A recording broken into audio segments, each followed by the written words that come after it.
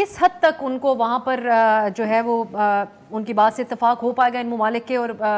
Canada के जो जिस हवाले से आप बात करें। मैं रज़ा रूमी साहब आपको भी वेलकम कहती हूँ।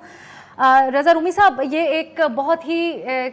कॉम्प्लिकेटेड मामला है क्योंकि खालिस्तान मूवमेंट एक अलहदगी पसंद मूवमेंट है। भारत का एक मौक़िफ़ है जिसको उन्होंने अभी के रद्द अमल में भी सामने रखा है कि उनकी एक्टिविटीज़ के हवाले से कनाडा को शिकायत की गई थी, लेकिन वहाँ पर रेफरेंडम हो या फिर जो मुजाहरे किए गए थे भारतीय एम्बेसी के सामने, उसके हवाले से तो उन्होंने मामलात रखे थे। लेकिन दूसरी तरफ अब एक इंसान, एक शहरी की और एक एक्टिविस्ट की जान लेने का मामला और डायरेक्टली भारतीय हुकूमत के ऊपर इल्ज़ाम लगाना, वो भी पार्लियामेंट के फ्लोर के ऊपर, तो उसकी इंटेलिजेंस रिपोर्ट्स बेसिस बनाकर ही बात की जा रही है। तो आप कैसे देख रहे हैं बिलखुसूस जो कनेडियन प्राइम मिनिस्टर का रद्द अमल है, इसको एक सिलेक्टिव तौर पे भी कहा जा सकता है जो उनको रद्द अमल G20 के अंदर मिला, या जिस तरह से मोहम्मद अली साहब बात कर रहे हैं कि बिल्कुल कोऑपरेट नहीं किया भारत ने इस हवाले से, जो कि एक संजीदा मसला है कनाडा के लिए उनके शहरी की हलाकत का?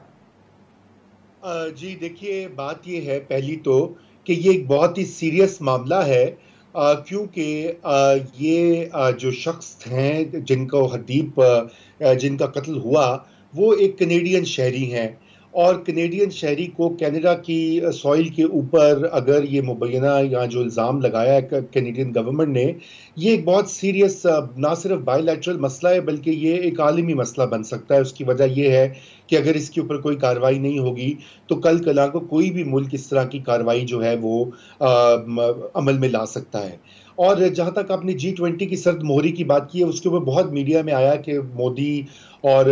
जस्टिन ट्रूडो के ताल्लुकात जो हैं वो कोई मिसाली नहीं थे, बल्कि बहुत कोल्ड शोल्डर भी दिया गया इंडिया में, उसका भी इंडियन मीडिया में जिक्र भी हुआ, वो उससे रिलेटेड है। लेकिन ये मामला काफ़ी देर से चल रहा है। उसकी वजह कनाडा की अपनी दाखिली सियासत भी है। कनाडा में जो सिखों की तादाद है वो काफ़ी बड़ी है, और वो बड़े आपने देखा है कि उनकी कैबिनेट में बहुत सारी सिख बरादरी के लोग हैं, वो वहाँ पे बड़ी देर से मुकीम हैं, और जैसे कहते हैं कि उनमें से बहुत सारे लोग फाइनेंशियली वेल ऑफ, तो वो सारी चीज़ें उनका एक स्टेटस है। और कनाडा की जो सोसाइटी है जहाँ पे अक़लियतों को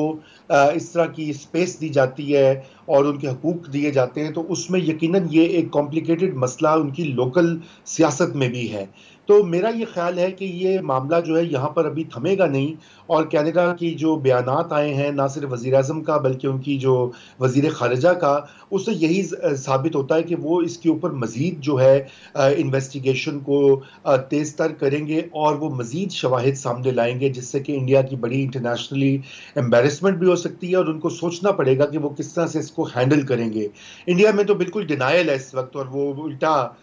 जो है कनाडा और उसके वज़ीर-ए-आज़म को बुरा भला कह रहे हैं। कल से अगर आप देखें उनकी मीडिया कवरेज, लेकिन उसको इसका मुकाबला जमाल खशोगी जो एक जर्नलिस्ट थे सऊदी, जिनका कत्ल तुर्की में हुआ, उससे भी किया जा रहा है। लेकिन वो भी एक कंपैरिजन ठीक नहीं है, क्योंकि जमाल खशोगी जो है वो सऊदी शहरी थे, वो अमेरिकी शहरी नहीं थे। उनके पास अमेरिका का ग्रीन कार्ड था और वो मतलब रिहाइश वो इख्तियार की हुई थी, लेकिन शहरी वो सऊदी ही थे। और वो उनका जो कत्ल हुआ वो अमेरिका में नहीं हुआ, वो तुर्की में हुआ, टर्किश सॉइल पे हुआ।